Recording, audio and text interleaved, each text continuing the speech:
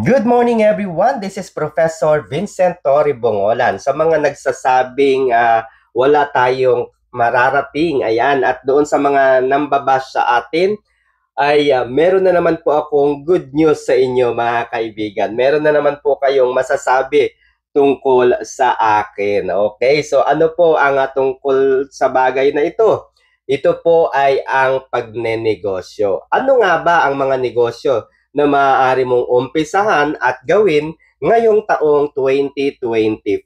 Okay, so kung ikaw ay magpapatuloy na maging basher, panoorin mo lamang ang susunod na mga sandali sa videong ito. Okay, there you go. Ikinagagalak ko pong ipaalam sa inyo na ang Comida Cravings Food ay nandito na po sa Maynila. At syempre dahil nandito na nga po sa Maynila, kinakailangan nating makuha ang napakaraming market, no? O mga customers natin, okay? Sino nga ba si Comida Cravings? Si Comida Cravings po ay isang karinderya lamang dito sa maliit na lugar sa Santa Mesa, Manila. Dahil nga po napakaliit lamang ng aming karinderya, ay minabuti kong para palakihin ang market, no, sa pamamagitan ng pagrerehistro sa mga food delivery kagaya po ng nakikita ninyo mga kaibigan. Unahin po nating ipakita sa inyo ang Grab Food. Okay, ito po ang Grab Food. Naka-post pa po ngayon dahil ang bukas po ng aming store ay alas 8 pa po ng umaga. Okay, ito pong Comida Cravings ay nakaka-proud, no?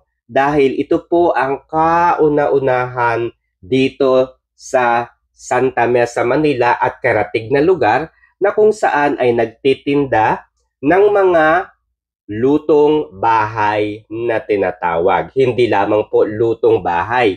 Ang mga tinitinda po namin dito ay mga luto, no, ng mga taga North. Okay, ibig sabihin, dahil narinig na ninyo na kami po ay mula sa North area of the Philippines. Ayan, kami po ay mula sa Rice Granary of the Philippines, Nueva Ecija.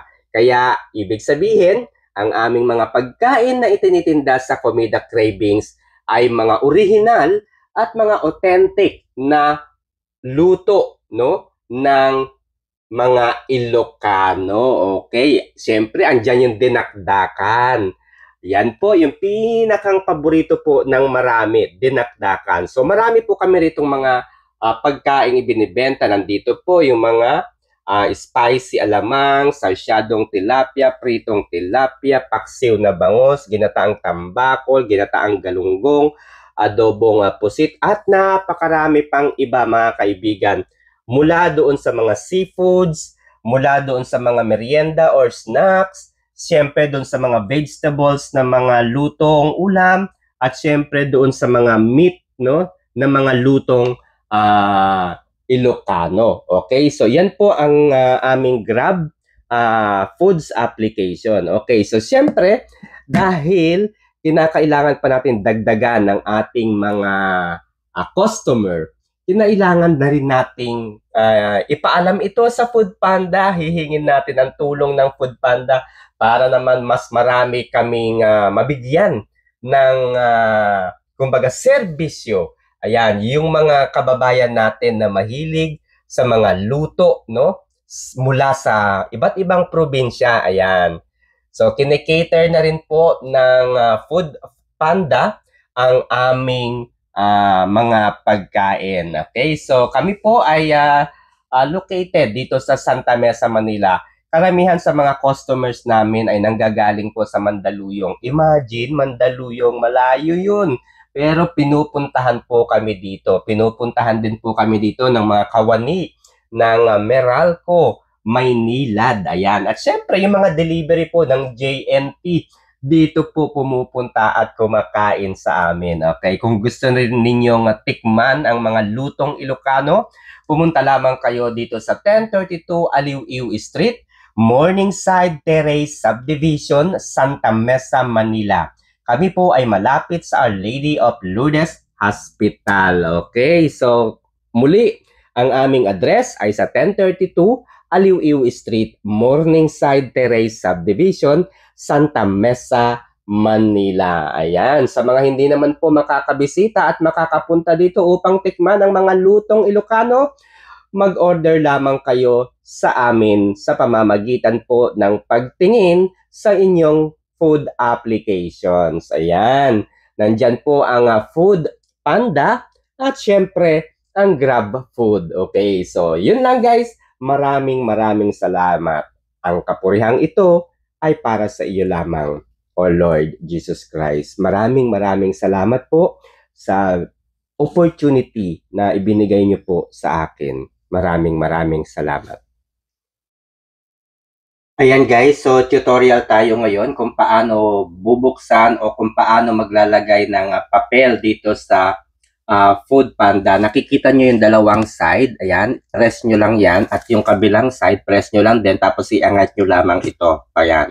Okay, so ganito po yan. Okay, so press. And then angat. Okay. So, make sure na yung papel ay ganito po yung setup. Okay, ganyan yung papel, yung setup. And then, isasara nyo na. Okay, ganyan lamang po. And then, press nyo lang. At magpiprint na po yan, no, ng test print. Okay, so, tutorial tayo. Yan sa side niya yung on. Okay, so tutorial. O, yan. So, let's start tutorials. Order sent. Okay. So, mas maganda po yung device ninyo, yung performance, kung ito po ay naka-Wi-Fi. Okay. Pipindutin nyo lang and then accept order. Okay, ayun na po yung resibo. Pizza salami. Okay. Ayan. Aha. Okay. So, since naka-print na, review accepted orders. So, re-reviewin natin. Ayan. And then, ready for delivery. Ayan. And then, after that, new test order is on the way. Okay. So, ipiprint na po ito. So, hintay lang tayo ng ilang segundo. Okay. Okay, great. Ngayon, susubukan nating ituro kung paano naman yung pagde-decline ng orders. Okay? Pindutin natin yung item. And then, dito po sa taas, decline. And then, mamimili kayo ng reason. Di-decline ninyo. And then, continue. And then, decline order. Okay? So, ganyan po ang pagde-decline ng order. Now, let's go to the menu. Ito po yung mga menu natin. Okay, so meron po tayong yan, so merienda and snacks. Andito po. Okay. Check natin yung unavailability. Okay, pwede nating i-activate yan. Ayan po, no? Merienda and snacks, vegetables, meat, and seafoods. So, let's go to the orders. And then, tignan natin yung orders overview. And then, lastly, learn how to update your restaurant. Okay? So, Comida Cravings. Okay? I-set natin sa busy. Okay? So, busy tayo. Okay? So, ganyan po yung pag-update. Ganyan lamang po kadali yung pagmamanage ng Food Panda applications. No? Ang maganda po sa Food Panda, guys, ayan, hindi po ma-activate kasi kulang pa po tayo. Ayan, alas 8 pa. Ayan, no, Monday yung oras. So, i-edit ko na lang mamaya yan. Kasi kakapadala lang po kanina. Okay, view performance tips. So, ito po, may mga marketing na rin po dito na pwede ninyong advertise. Ayan, oh. Napakaganda po ng Food Panda dahil meron po silang ibinibigay na device talaga, no? Kung paano mo i-market yung iyong mga produkto. unlike sa Grab, ang kaibahan naman po sa Grab Foods, pwede kayong mag-edit ng product ninyo using your cellphone lang, hindi na kailangan ng device. Well, anyway, yung Foodpanda device naman is free. Yung Grab, pwede namang i-download sa internet. Ayan, sa cellphone ninyo, sa Android o kaya sa Apple. Ito po yung aming mga produkto. Pareho po yan. So, may seafoods, merienda, snacks, vegetables, and meat.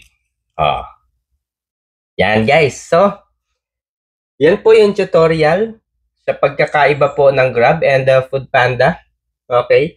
So far, I like the Foodpanda dahil meron siya lang sariling device. Good morning everyone! Dahil napakasarap ng mga pagkain na ibinebenta ng Comida Cravings, ay minabuti kong irehistro sa Foodpanda at sa Grab Food ang ating mga pagkain dito sa maliit nating karinderya. Sa mga negosyante dyan mga kaibigan, kung kayo po ay confident na ang pagkain inyong ibinibenta ay talaga namang masarap, masustansya, at talaga namang kagigiliwan ng maraming mga Pilipino o customers, huwag na kayong magpatumpik-tumpik pa mga kaibigan. Ipasok na ninyo sa mga food delivery applications katulad po ng Foodpanda at ng Grab Foods. Bakit?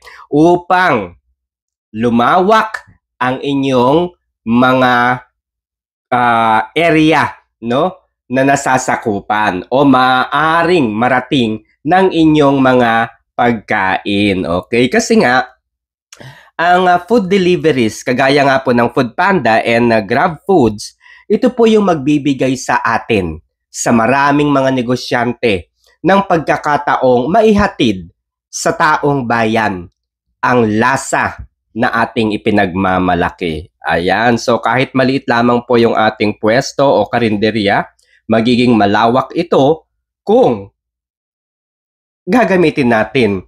At hihingi tayo siyempre ng suporta mula sa mga food deliveries kagaya po ng Foodpanda at ng Grab Foods. Okay?